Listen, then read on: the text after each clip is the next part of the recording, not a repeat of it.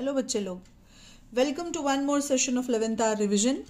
आज हम करेंगे अमाइंस का एक part, that is diazonium salts. इसमें से आपको अमाइंस में 2 या 3 बार बोर्ड में क्वेश्चन पूछा है, तो I had tried to cover it all in a stretch. Just take a screenshot of it, and if possible children try to take a printout and you can quickly study just in 3 minutes.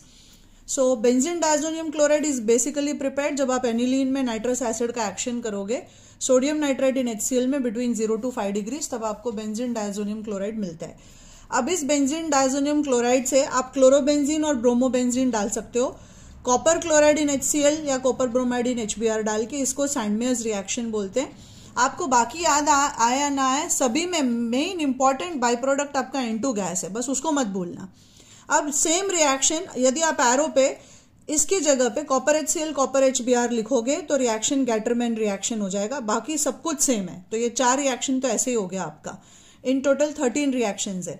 अब यदि fluorobenzene बनाना है तो मैं इसमें HbF4 डालूंगी। Reaction को बोलते हैं बाल्स-कीमैन रिएक्शन। वापस आप मेन प्रोडक्ट लिख के एटलीस्ट N2 गैस भी लिखोगे तो बहुत होता है। फिर KI डालोगे तो आपको आयोडोबेंजीन मिलेगा, ये बोर्ड में पूछा है। फिर वाटर डाल दोगे तो फिर से N2 निकल गया और फिनॉल में कन्वर्ट हो जाएगा ये। और इसी तरह से बच्चे लोग यदि आप एसिटल्डिहाइड डालते हो तो इथाइल अल्कोहल डालते हो तो इथाइल अल्कोहल ऑक्सीडाइज होके एसिटल्डिहाइड में कन्वर्ट हो जाएगा, जबकि वो खुद इसको इसमें बेंजीन में कन्वर्ट कर देगा। मीन्स ये रिएक्शंस ऐसे हैं जो रिप्लेसमेंट बाय H है। ये दोनों में रिप्लेसमेंट बाय क्या होगा? H होगा। सिर्फ H बेंजीन का सब निकल जाएगा और H और H जुड़ जाएगा इनमें से। चाहे आप H3PO2 लो चाहे ethyl alcohol low in water, तो दोनों में आपको बेंजीन मेन प्रोडक्ट मिलता है और N2 गैस याद रखो। बाकी नहीं लिखो तो भी ऑर्गेनिक में बाई प्रोडक्ट्स का बहुत ज्यादा इंपॉर्टेंस नहीं होता है। फिर कॉपर एंड NaNO2 डाल दिया हमने तो ये मुझे दे देगा नाइट्रोबेंजीन। ये आप याद रखना, यहाँ पे ये नाइट्रो ग्रुप जुड़ जाएगा। जब हम रिएक्शन को फिनॉल या एनिलीन से करेंगे तो इन रिएक्शंस को हम कपलिंग रिएक्शंस बोलते हैं।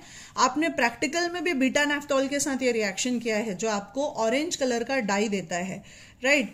तो बेंजीन डायज़ोनियम को करोगे तो यहाँ पे ये दोनों पैरा डायरेक्टिंग है, पैरा मेजर प्रोडक्ट होते हैं।